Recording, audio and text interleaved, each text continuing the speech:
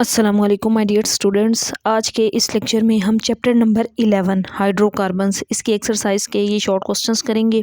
इसके total 9 short questions हैं, तो वन बाय वन मैं तमाम ये क्वेश्चंस आपको करवाऊंगी, बुक पे मार्किंग करवा दूंगी। जिसका आंसर बुक पे नहीं होगा वो आपको आसान और इजी फॉर्म के अंदर लिखवा दूंगी। आपने वीडियो को कंप्लीट देखना है तो आपके ये 9 के 9 शॉर्ट क्वेश्चंस आज के इस लेक्चर को देखने के बाद प्रिपेयर हो जाएंगे। चैनल पर फर्स्ट टाइम आए तो सब्सक्राइब और वीडियो को लाइक ज़रूर कर दीजिएगा। आपको पता है इस पूरी बुक का सोल्यूशन हम कर चुके हैं, जिसमें MCQs, short questions, constructed response questions, long questions, तमाम की मार्किंग मैंने बुक के ऊपर ही करवाई हुई है। केमिस्ट्री के अलावा बायो की भी इसी तरह हमने एक्सरसाइजेज सॉल्व की हैं और फिज़िक्स की भी की हैं, इस्लामियात की पूरी बुक की है, इंग्लिश, उर्दू, मतलब तर्जमातुल कुरान तक तमाम आपको सब्जेक्ट्स के लेक्चर्स मिल जाएंगे। सेपरेट प्ले लिस्ट है जिसमें लेक्चर्स को प्रॉपर सीरीज़ के साथ अरेंज किया गया है, जो आपके लिए बहुत हेल्पफुल होगी, आप उसको भी देख सकते हैं। पहला क्वेश्चन है हमारे पास, differentiate between an organic and inorganic compounds. तो ऑर्गेनिक और इनऑर्गेनिक कंपाउंड्स के दरमियान इनको डिफरेंशिएट करना है, डिफरेंस बताना है आपने। इसका आंसर बुक के पेज नंबर 153 पर है। तो डियर स्टूडेंट्स, इस क्वेश्चन का आंसर बुक में इतनी एग्जैक्ट फॉर्म में नहीं था, तो मैंने ना इसको आसान वर्डिंग के अंदर लिखा है। मैं पहले आपको बताती हूँ ऑर्गेनिक कंपाउंड्स क्या होते हैं।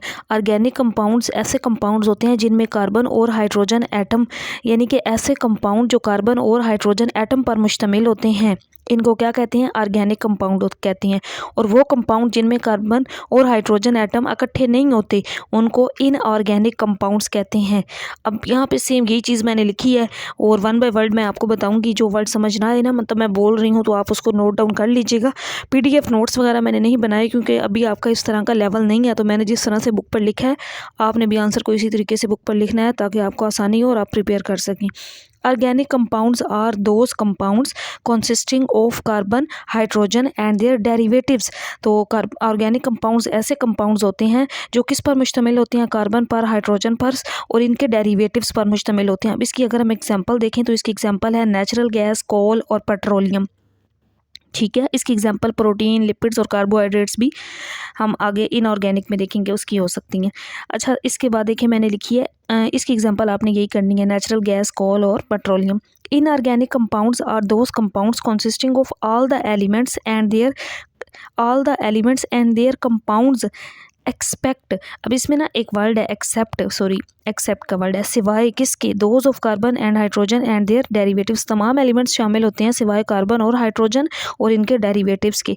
अब इसकी एग्जांपल आपने लिखनी है कार्बोहाइड्रेट्स, कार्बाइड्स वगैरह, अमोनिया, पानी, सोडियम, ये सारी चीज़ें भी इनऑर्गेनिक कंपाउंड्स के अंदर ही आती हैं। तो ऑर्गेनिक कंपाउंड ऐसे कंपाउंड्स होते हैं जो कार्बन और हाइड्रोजन और इनके डेरिवेटिव्स पर मुश्तमिल होते हैं। इनऑर्गेनिक जो होते हैं ऐसे एलिमेंट्स होते हैं जिनके अंदर तमाम कंपाउंड्स आते हैं सिवाय कार्बन, हाइड्रोजन और इसके डेरिवेटिव्स के। इनके अलावा बाकी तमाम कंपाउंड्स। साथ आपने इसकी इन दोनों की एग्जाम्पल्स भी लिखनी है जो मैंने बताई हैं आपको। सॉरी डियर स्टूडेंट्स, यहाँ पे ना आपने एक चीज़ का ख्याल रखना है कि मैंने इनऑर्गेनिक में आपको कार्बोनेट्स बताए हैं। जो कार्बोहाइड्रेट्स होते हैं ना, वो ऑर्गेनिक कंपाउंड में ही आते हैं। ये कार्बोनेट्स और कार्बाइड्स हैं, इस चीज़ का आपने ख्याल रखना है। और इसके बाद देखिए हमारे पास दूसरा क्वेश्चन है, दूसरा शॉर्ट क्वेश्चन है, why are organic compounds found in large numbers.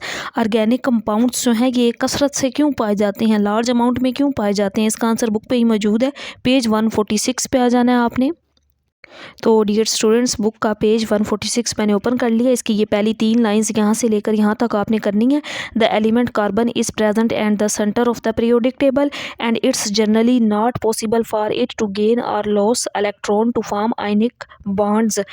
कि इसमें एक आ गया कि कार्बन एलिमेंट जो होता है ना, ये पीरियोडिक टेबल के सेंटर में प्रेजेंट होता है, मौजूद होता है, और इसके लिए ये मुमकिन नहीं होता कि ये किसी भी इजीली किसी एलिमेंट को गेन करे या अपने अंदर से लॉस करे आयनिक बॉन्ड बनाने के लिए। Therefore it forms 4 covalent bonds. तो ये 4 कोवलेंट बॉन्ड्स बनाता है, और वो 4 कोवलेंट बॉन्ड कौन से होते हैं ये मैंने यहाँ पे लिखे भी हैं। The existence of large amount of organic compound is due to.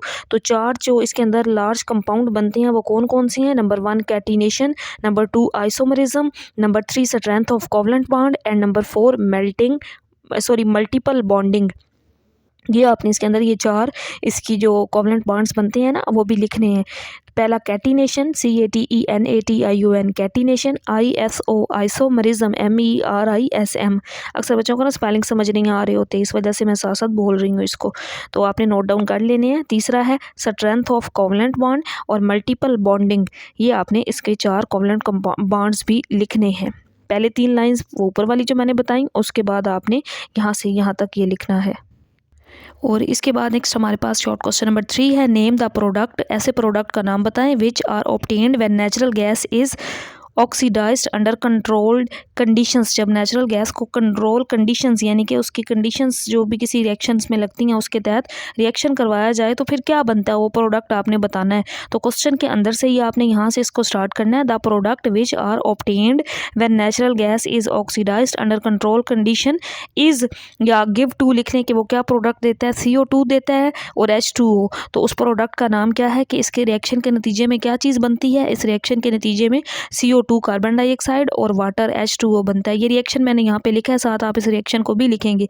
CH4 यानी कि ये एक नेचुरल गैस है, ये जब ऑक्सीडाइज होती है ऑक्सीजन के साथ मिलकर रिएक्ट करती है तो ये CO2 बनाती है। यहाँ आप बैलेंस करेंगे 2O2 और फिर यहाँ पे वाटर के भी 2 मॉलिक्यूल्स होंगे 2H2O, और साथ इसके अंदर से हीट भी रिलीज़ होती है। It also release large amount of heat, और ये हीट रिलीज़ हो जिस रिएक्शन में उसको एक्सोथर्मिक रिएक्शन कहते हैं। और ये वाला जो रिएक्शन है ना, ये एक एक्सोथर्मिक रिएक्शन है।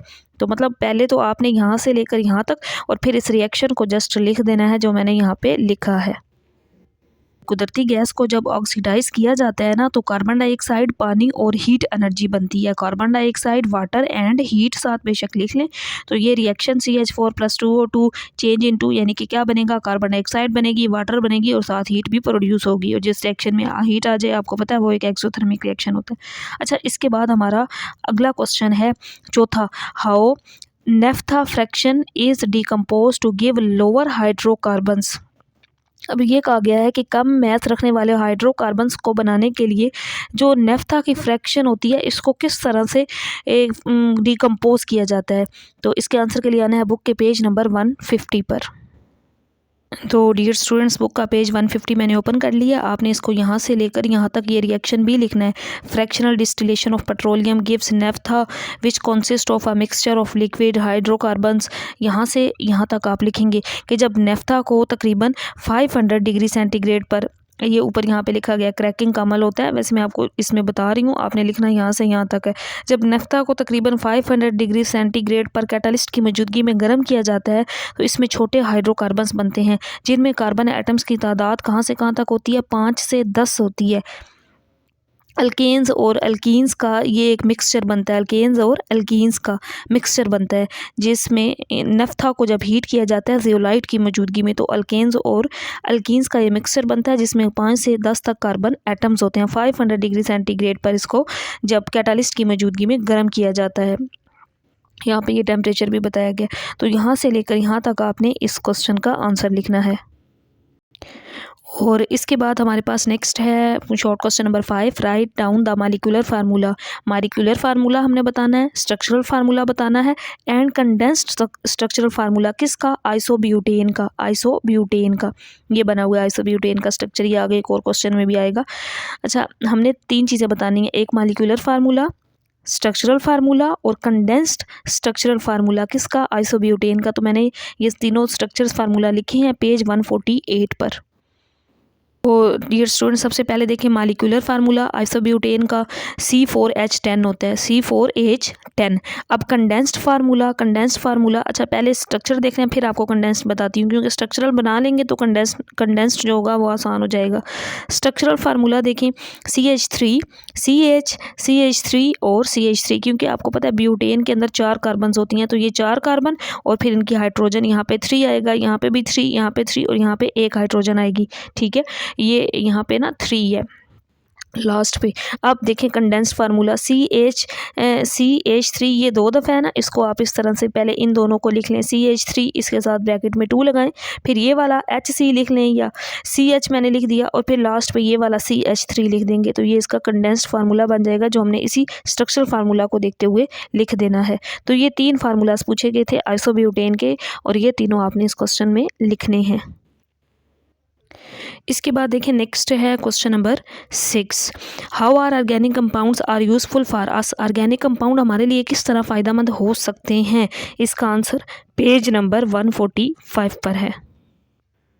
तो डियर स्टूडेंट्स, इसके आंसर में सबसे पहले आपने ये लाइन लिखनी है, organic compounds play vital role in our lifes. Organic compound हमारी रोज़मर्रा की डेली लाइफ में बहुत ज़्यादा एक अहम किरदार वाइटल रोल प्ले कर रहे हैं। ये इनमें क्या क्या चीज़ें शामिल होती हैं?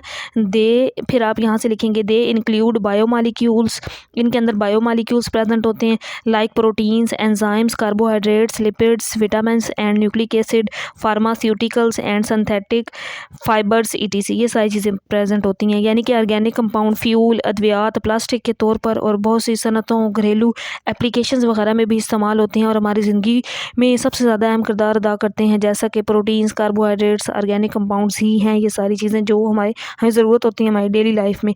तो ये एक लाइन आपने जस्ट लिख देनी है और फिर यहाँ से यहाँ तक आपने लिख देना है। पेज 145 पर ये आंसर है।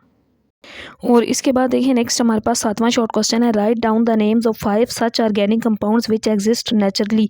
ऐसे 5 ऑर्गेनिक कंपाउंड्स के नाम बताएं जो कुदरती तौर पर पाए जाते हैं। इसका आंसर मैंने 5 ऑर्गेनिक कंपाउंड्स का इसी पेज पर लिखा है, 155 पेज पर। ये एंड पे मैंने इन 5 के नाम लिखे हैं, proteins, enzymes, carbohydrates, lipids, vitamins, nucleic acid. ये सारे क्या हैं? कुदरती ऑर्गेनिक कंपाउंड हैं। ये आपने इनमें से 5 नाम लाजमी कर लेने हैं। ये नाम मैंने यहाँ पे लिख दिए हैं। तो डियर स्टूडेंट्स, इसके बाद हम देखते हैं अपना next question, give IUPAC name to the following compound. यहाँ पे एक स्ट्रक्चर बनाया गया है, हमने टॉपिक में डिटेल से पढ़ा था कि आयुपैक नाम कैसे देते हैं। बहरहाल जो वो एक पूरी उस पर डिटेल है। अब यहाँ पे हमारे पास एक इस तरह का कंपाउंड दिया गया, हमने बताना है इसका क्या नाम है, आयुपैक नेम क्या है। तो 2 मिथाइल ब्यूटेन है, या सिंपल इसको ये भी लिख सकते हैं आइसोब्यूटेन।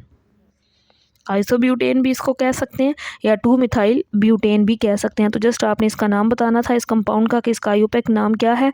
तो it's IUPAC name is 2 methyl butane या आइसोब्यूटेन। ये आप इसके अंदर लिख देंगे। अब इसके बाद हमारा आखिरी और लास्ट क्वेश्चन है, क्वेश्चन नंबर 9। तो ये क्वेश्चन है, how do the melting and boiling points of alkanes change when we move from lower member to higher member. जब हम यानी कि लो एनर्जी से हाई एनर्जी की तरफ जाते हैं तो अल्केन्स के मेल्टिंग और बॉइलिंग पॉइंट चेंज क्यों हो जाते हैं। बेसिकली ये क्वेश्चन है। तो क्वेश्चन के अंदर से आपने लिखना है, the melting and boiling points of alkane change when we move from lower members to higher member. ठीक है, फिर आप ये लिखेंगे इसकी रीज़न क्या है, because larger molecules have strong intermolecular forces. के जो लार्जर मालिक्यूल्स होते हैं उनके पास स्ट्रॉन्ग इंटरमालिक्यूलर फोर्सेस हैं। यही वजह है कि ये लो मेंबर से जब हायर मेंबर की तरफ जाते हैं ना, तो अल्केन्स का जो मेल्टिंग और बॉइलिंग पॉइंट है वो चेंज हो जाता है। तो ये इसके अंदर आपने सिंपल आंसर इसका लिख देना है। नेक्स्ट लेक्चर के अंदर हम ये जो एक्सरसाइज में कंस्ट्रक्टेड रिस्पॉन्स क्वेश्चंस हैं इनका सॉल्यूशन करेंगे। अल्लाह हाफिज़।